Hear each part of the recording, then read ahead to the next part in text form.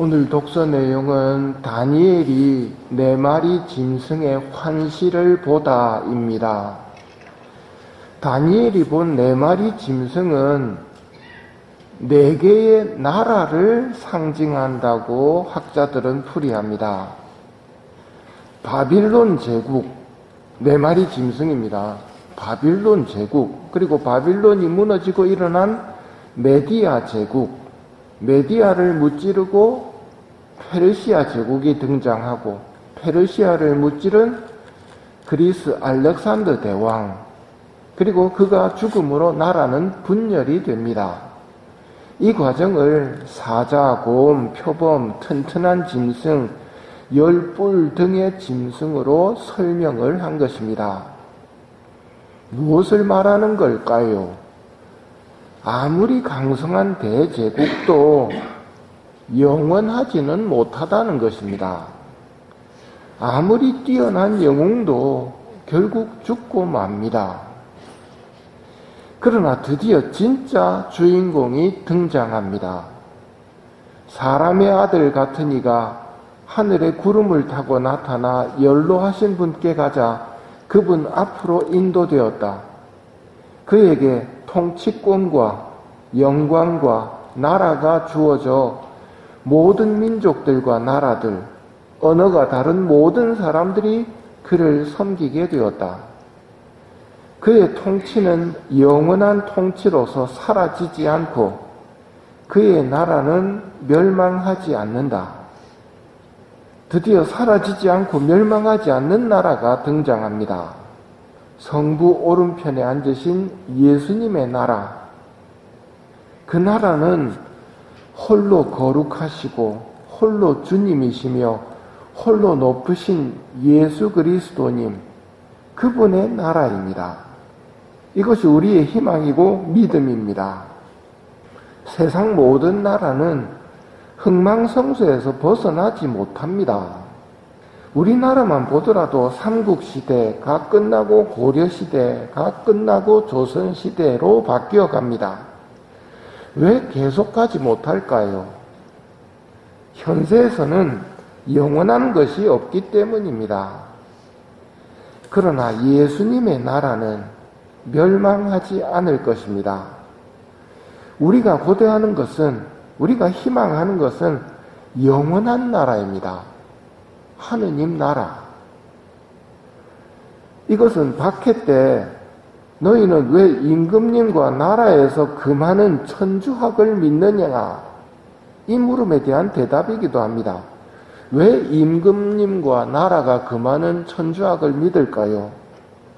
우리는 임금님 위에 천주님 계시고 조선이라는 나라 위에 영원한 나라가 있다는 것을 알기에 하느님을 믿고 섬기며 영원한 나라를 복된 희망을 품고 기다리고 있는 것입니다. 천주교를 박해했던 임금도 사라졌고 조선도 사라졌습니다.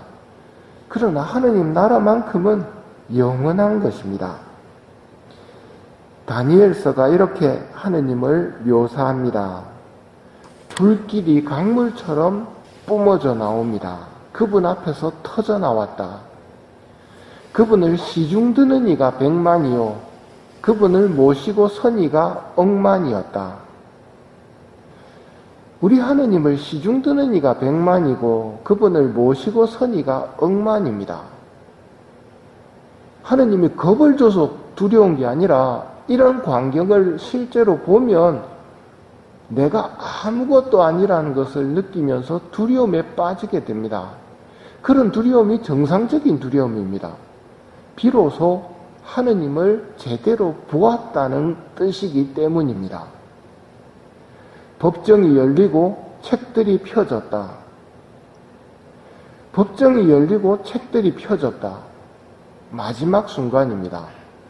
어쩌면 우리 인간에게 가장 두려운 순간이기도 합니다. 이 펼쳐진 책에는 우리 일생의 선행과 악행이 모두 적힌 책으로 묵시록의 표현을 따르면 이렇습니다.